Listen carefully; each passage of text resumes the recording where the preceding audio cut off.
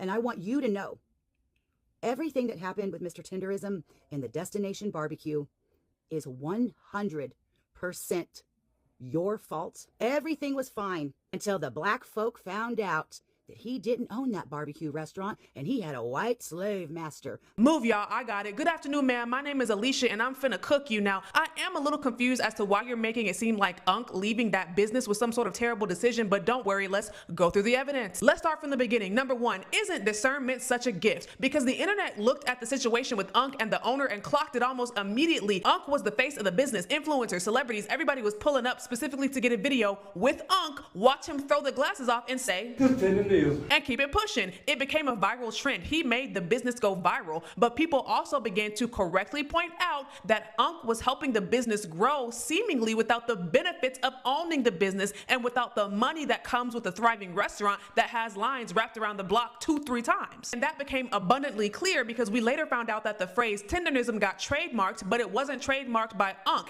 even though that is literally his catchphrase. And that's a problem. So when the Keith Lee situation blew up, all it really did was expose and confirm what people already suspected. And they eventually parted ways. Now, the owner says that Unc was not asked to leave, but Unc said on his GoFundMe that he was fired, and I personally have no reason to believe that Unc would lie about something like that. I believe him when he says that he was fired. But here's the thing about life. When one door closes, another door opens. Amen? Because when Unc left, he started his own business. He's still going viral, but now it's on his own terms. He's going on tour. He catered for the Ron Isley. He was featured this week on the Sherry Shepherd Show, and he posted a video with the lawyer who filed the trademark for tendernism, and that lawyer said he's going to give that trademark to Unc, so Unc will now be the owner of the phrase tendernism. Isn't that amazing? The blessings have just been raining down upon Unc ever since he left that other barbecue restaurant. So from where I'm sitting, Unc seems to be doing just fine. So let's go back to your original question. Mr. Tenderism, y'all got under his skin. He thought, oh yeah, I'm gonna go get my own. I'm gonna go do my own.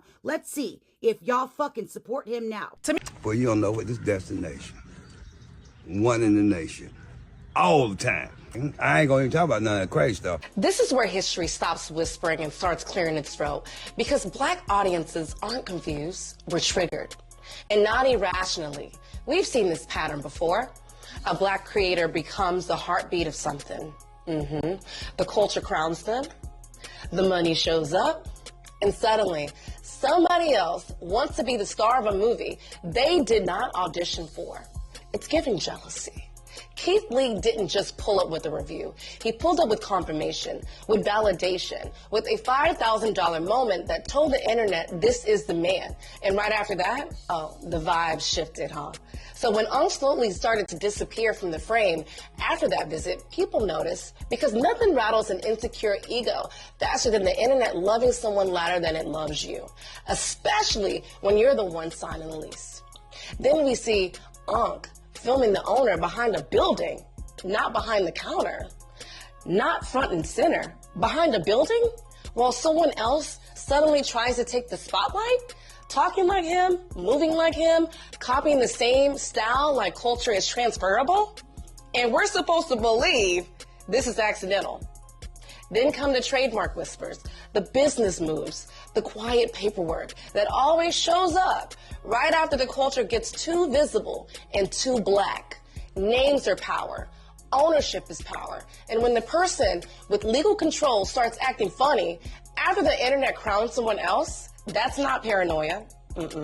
That's pattern recognition. Now, has exploitation been legally proven? No. But distrust doesn't need proof. It needs precedence. And history has supplied plenty. The only reason anybody even cares about that smokehouse like that is Mr. Tendernism, period. That restaurant was not trending because of the owner. It wasn't popping because of the brand. That blew up because of him. And the owner knows it. That's the problem. You can tell he's bothered by the attention Mr. Tendernism gets. He doesn't like that his employee became the face people associate with the place. He doesn't like that folks are pulling up saying, oh, this is where Tendernism at? Now all of a sudden he want to be front and center and everybody else. Sir, respectfully, ain't nobody come and see you. Nobody. Keith Lee didn't pull up for the owner. Keith Lee came and see Mr. Tendernism. That's it. That's all. What's so crazy about Mr. Tendernism who been going viral with the barbecue? Check out the video. I told you. I've been seeing this man going viral for 2 years now. and I been knew that it wasn't his restaurant. Like, at this point, we need to rally together and get this man his own restaurant. They got hundreds of people a day going to that restaurant lined up just for him. He made them viral. We need to get this brother his own restaurant. Start this man a GoFundMe or just encourage him. Let's keep making videos encouraging him to go open up his own, at least a food truck. Because he could, all that money he making for that man that he working with or whatever, that could be his money. Hold up. This just got really messy. A white woman is going viral right now after calling out what she says is mad support from black Americans for something she clearly does not agree with. And the internet, oh, it's on fire. We are talking about heated reactions, clapbacks, and people choosing sides very fast. But here's the twist. The more she speaks out, the more it seems to backfire. Because instead of backing down, black Americans are doubling down, showing even more support, and now the whole situation has turned into a full blown cultural showdown. So the question is she exposing something real, or did she just estimate? Did she just underestimate the power of unity online? You might want to stay to the end because what happens next, nobody saw it coming. Welcome back to my channel. Thanks for sticking with us. If you're new here, this is a safe space for real conversations and for real people. Hit that like button, subscribe if you haven't already, turn on your notifications so you never miss a video. This man, Walter Johnson, who I feel really bad for, he just made a video saying, hey man, I'm no longer with Destination Smokehouse. I'm not at Destination Smokehouse. I'm with Tenderminism now. And you can see the pain in his face. It is what it is. You got to move on. When things happen, you don't get mad. You just take another step. He says, yo, it is what it is. And I feel sorry for that man. He was so nice to this guy. He sacrificed himself, you know, and we should be angry as about this. Stop going to Destination Smokehouse. F that place. Anybody that looks like me, we need to stop going over there. Stop it. I know we love barbecue, but f that. We're going to let food get in the way of our integrity. Stop it. All right. So Walter Johnson, you know, the guy from Destination Smokehouse who coined the phrase is it tenderism? Tenderminism. Right? It's tenderism. Tenderminism. I think it's tenderism, whatever. Tenderminism. And he had that white partner. And I made a video saying, yo, I don't trust this dude. I think he's going to take this dude's shit. Walter Johnson really went viral with his, you know, with the barbecue thing, you know, showing that the barbecue falls off the bone, shit like that. I'm thinking, oh, this old man got a dope business.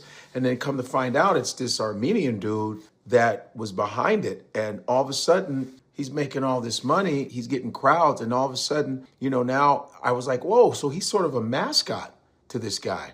And then people were criticizing me, going, God, for you know, you don't know the relationship. And I was like, what the f are you talking about? I know when someone's getting played. I know it. But, you know, and these were black folks telling me this shit. You know, this slave mentality, Negroes. And so I was like, yo, I don't trust it. I think this dude has popped up because now he's making this money. He wants to be the face as if he created this shit. Typical shit when black people invent, just like the black Americans that invented everything in America, white people come and steal their patents and make it look like it's their shit. All right, this is typical, same pattern. And now guess what? We're going to support this man, Walter Johnson, whatever the f he does, we are going to support him. I don't know where he lives particularly, but wherever, we're going to support this guy.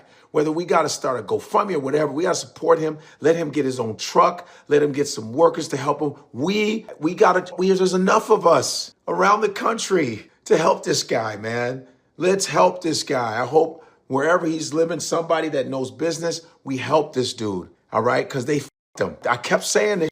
That's our grandfather. That's our uncle. That's family. We got to stop this being used. We got to cut it out. And by the way, you can get f***ed by anybody. It could be a black person, white, it doesn't matter. Let's support this guy. I hope that he really, really understands that, you know, he can do it. We got your back, Walter Johnson. I'm sorry that happened to you. I just knew this motherfucker was full of shit.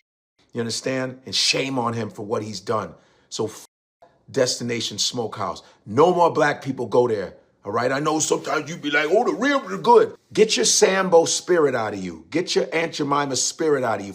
All that. All right? This is 2026. This ain't 1926. All right. Can't wait for your comment. People thought the worst part was that Unc wasn't the restaurant owner. It wasn't. The real outrage is that the term tendernism was trademarked by the restaurant owner. What we are witnessing is an old black man being used as a mascot for another man, white man's restaurant. And let's be honest, after seeing all those viral videos of the meat falling off the bone, anybody would want to try it. It was tendernism that made this restaurant explode online. People come to see him. Keith Lee came to see him. The viral fame, the business, the buzz that came from Unc, not the owner. But when Keith tried to leave a $4,000 tip, security stopped him, saying Unc was too busy. What made people even angrier was the owner's response afterward.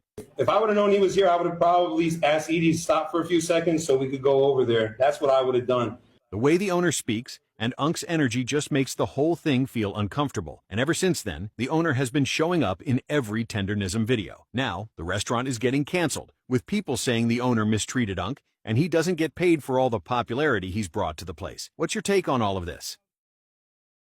There has been tons of discussion on the situation between Destination Smokehouse and Mr. Walter Johnson, aka Mr. Tendernism, including the video I posted 2 days ago. I thought, as someone who's been in the food industry for over 2 decades, I think there are 3 very important things that restaurant owners can learn from this situation. Number 1, if you want to be the face of your brand, do it from the beginning. Do it from day one. If an employee or partner becomes the personality that people connect with, all of a sudden you get jealous and start jumping in front of the camera, it feels disingenuous and people can see right through that. Lesson 2, and I think this is the most important lesson, give credit and opportunity to the people that help you grow. Yes, we know you put in money to start a business. We know how hard it is. But if someone on your team brings energy, popularity, and their amazing personality and ideas and food, acknowledge it. Sometimes that means more responsibility, sometimes bonuses, and sometimes partnerships, especially in the case of Destination Smokehouse. When the business grows, the people that helped you grow the business should grow too.